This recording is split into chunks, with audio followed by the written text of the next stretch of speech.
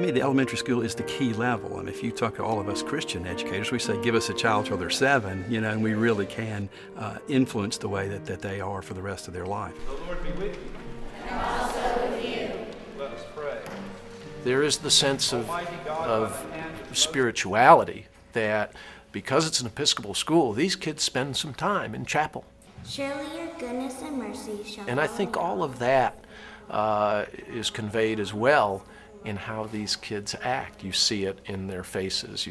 It's a respectful place, not just in terms of how the faculty deals with the kids, but with how the kids deal with one another. Lead us not into temptation.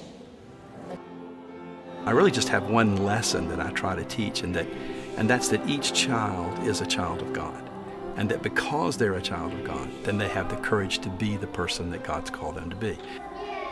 The fact is an Episcopal school that it embraces a worldview that encourages kids to be tolerant and accepting of all of the diversity going on around them. See what else I have. I also admire the way that my children as young as preschool have come home embracing the traditions of other religious values.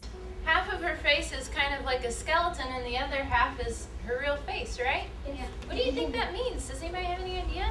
This school complements what goes on in our household, that God is the center of our faith, that we have a passion for learning, and that we have a tolerance and a love for others. And this school nurtures that. Community is just all of us looking to help each other in any way we can.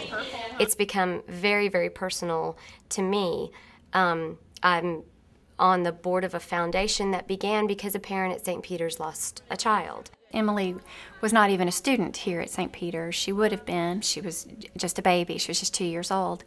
But as soon as she died, you know, this family, our extended family, rallied around us and wanted to be sure that Emily's life was remembered. When my sister died of stage 4 neuroblastoma cancer, we thought that her fight should continue, and it's called Emily's Power for a Cure, and we've been doing a bunch of fundraisers. They're being taught in a really thoughtful way that they're very fortunate to have what they have, and that it is absolutely their social obligation to give back to the community.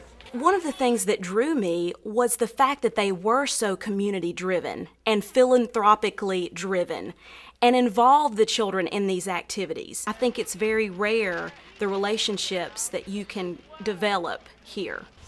Rejoice in the Lord always reminds me of Emily. She rejoiced every day. She knew that she was loved by her mother and father and brothers and Grammy and all her friends here at St. Peter's. We can rejoice too because we know we are loved by our friends and our family, and most of all by God. For the children, what a great example. I mean, loss and death is certainly something that nobody wants to deal with. And you don't want your children to have to deal with it. And yet here we were, it was our reality. But St. Peter's made it normal, made it okay, and gave not only my children, but all of the children here a way to heal. They know that it's okay to talk about Emily. You know, Emily was a part of our lives, and she was a part of St. Peter's. And she, in a small way, is a living part of St. Peter's, as a part of that garden. So that's what family does. Pass it on. God's love is my